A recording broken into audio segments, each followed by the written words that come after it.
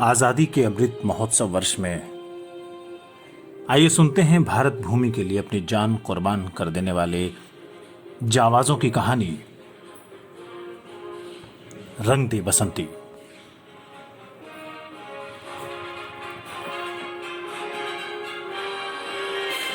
और आज की कहानी कैप्टन हनीफुद्दीन की। 1999 में जब भारत के प्रधानमंत्री अटल बिहारी वाजपेयी बस यात्रा करके लाहौर के गवर्नर हाउस में गए तो उनका वहां पर औपचारिक स्वागत किया गया। प्रोटोकॉल के मुताबिक मेजबान देश के तीनों सेना प्रमुखों को स्वागत समारोह में मौजूद होना चाहिए था, लेकिन पाकिस्तान के सेनाध्यक्ष परवेज मुशर्रफ नदारद थे।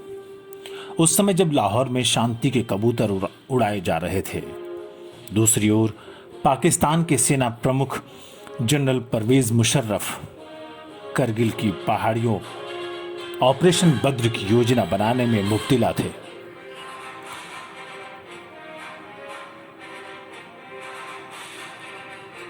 उन्नीस में सियाचिन में पाकिस्तानी सेना को भारत के हाथों करारी हार मिली थी और उस समय पाकिस्तानी सेना के स्पेशल सर्विस प्रमुख मुशर्रफ ही थे।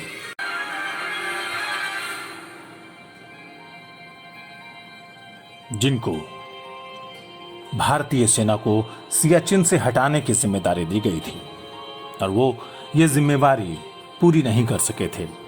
इसलिए सेना प्रमुख बनने के बाद जनरल मुशर्रफ अपनी उस हार का बदला लेने के लिए मौका ढूंढ रहे थे और उन्होंने करगिल में कब्जा करके अपनी उस हार का बदला लेने की योजना ऑपरेशन बद्र के रूप में बनाई।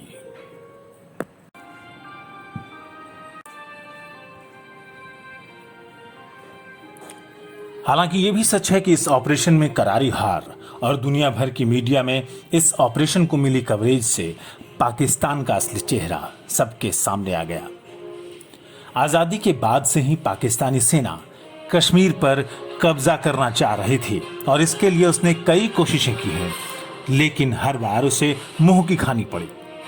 1987 में भारतीय सेना ने सियाचिन की 21,000 फुट ऊंची चोटी पर कब्जा करके पूरे सियाचिन क्षेत्र को अपने प्रभाव में कर लिया था। इस चोटी के द्वारा भारतीय सेना काराकोरम घाटी पर भी नियंत्रण रखने में सक्षम थी। इस स्थिति को बदलने के लिए पाकिस्तान ने अपने ऑपरेशन बद्र को अंजाम देना शुरू कर दिया, जिसका मकसद भारत के राष्ट्रीय राजमार्ग 1A पर कब्जा करके सियाचिन और लेह लद्दाख क्षेत्र को श्रीनगर और देश के मुख्य भागों से अलग करना था।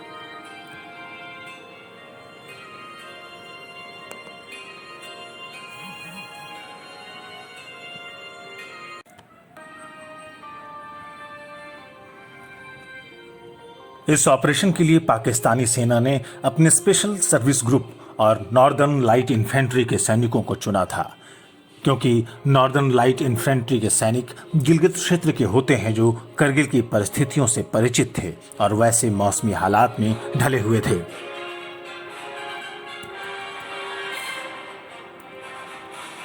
उन्नीस सौ 1999 की सर्दियों में पाकिस्तान ने चुपके से करगिल बटालिक और द्रास के 134 वर्ग किलोमीटर लंबे क्षेत्र में ऊंचे पहाड़ी चोटियों पर अपनी सैनिक टुकड़ी भेजकर 132 भारतीय पोस्टों पर चुपचाप कब्जा कर लिया।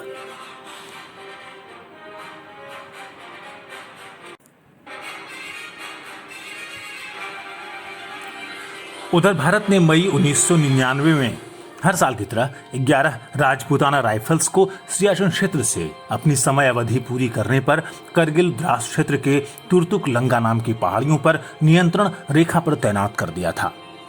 इन पहाड़ियों की कुछ चोटियों की ऊंचाई 5,500 मीटर तक है और सियाचिन के लिए रास्ता इन्हीं पहाड़ियों से होकर जाता है। इसके अतिरिक्त इन पहाड़ियों से पाकिस्तान लद्दाख क्षेत्र की श्योक घाटी पर भी नजर रखना चाह रहा था। सियाचिन को सप्लाई पहुंचाने वाली थोयस हवाई पट्टी भी इसकी पहुंच में थी। चोटियों पर घुसपैठ के जरिए उसने इस हवाई पट्टी को भारतीय हेलीकॉप्टरों के लिए बंद कर दिया। इसे देखते हुए 17 राजपुताना राइफल्स को इस क्षेत्र में पहुंचते ही तुर्तुक लंगा की चोटी पर कब्जा करने के आदेश प्राप्त हुए। कैप्टन हनीफुद्दीन की कंपनी तुर्तुक लंगा चोटी के आसपास ही तैनात थी। चोटी की अहमियत को देखते हुए कैप्टन हनीफुद्दीन इस पर जल्द से जल्द कब्जा करने की योजना बनाने लगे। कैप्टन हनीफुद्दीन ने खुद इस मिशन पर जाने की पहल की थी और तब शुरू हुआ था ऑपरेशन थंडरबोल्ट। 4-5 जून की दरमियानी रात में एक जेसीओ और 3 जवानों के साथ चुपचाप इन्होंने तुर्तुक से लगी पहाड़ी चोटी पर कब्जा कर लिया। अगली रात कैप्टन हनीफुद्दीन ने अपने मुख्य लक्ष्य की तरफ बढ़ना शुरू कर दिया। इसके लिए उन्हें और उनके साथियों को सीधी पहाड़ी की चढ़ाई करनी थी। इस मुश्किल चढ़ाई के समय अचानक दुश्मन को इस दल की गतिविधियों की सूचना मिल गई।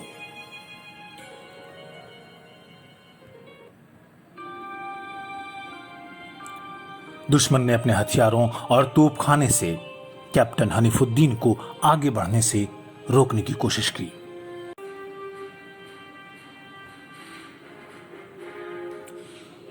लेकिन कैप्टन हनीफुद्दीन और उनके साथी दुश्मन को जवाब देते रहे। क्षेत्र में मुश्किल चढ़ाई और ऑक्सीजन की कमी के कारण सैनिक कम वजन के साथ ही ऐसे अभियानों पर जाते हैं, इसलिए कैप्टन हनीफ और उनके साथियों का भी गोला बारूद कम होने लगा। फिर भी ये टुकड़ी पक्के इरादे के साथ आगे बढ़ती रही। लक्ष्य उनसे केवल 200 मीटर रह गया था कि उत्साह और जल्दी कब्जा करने के जोश में कैप्टन हनीफुद्दीन ने अपनी सुरक्षा की परवाह नहीं की और सीधा पाकिस्तानी पोस्ट पर धावा बोल दिया। इस प्रयास में कैप्टन हनीफ बुरी तरह घायल हो गए। उनके शरीर में चारों तरफ से दुश्मन की गोलियां घुस गई थीं, जिनके कारण भारतीय सेना का यह बहादुर योद्धा 25 वर्ष की आयु में ही वीर गति को प्राप्त हो गया।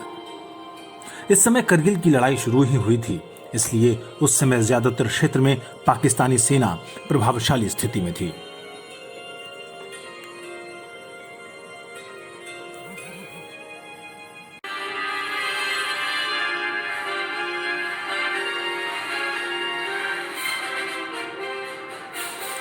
इन परिस्थितियों में कैप्टन हनीफुद्दीन का पार्थिव शरीर वापस लाने में बहुत ज्यादा खतरा नजर आ रहा था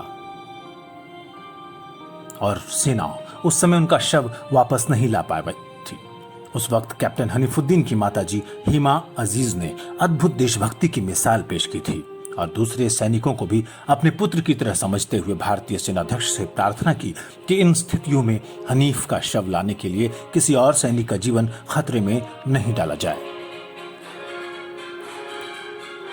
7 जून 1997 को भारतीय सेना में कमीशन हासिल करने वाले कैप्टन हनीफ इसके ठीक 2 साल बाद 7 जून को 1999 को शहीद हो गए। युद्ध जीतने के बाद भारतीय सेना ने करगिल के तुर्तुक सेक्टर का नाम हनीफुद्दीन सब सेक्टर रखा है। आइए देश के ऐसे वीर सेनानियों को करें सलाम।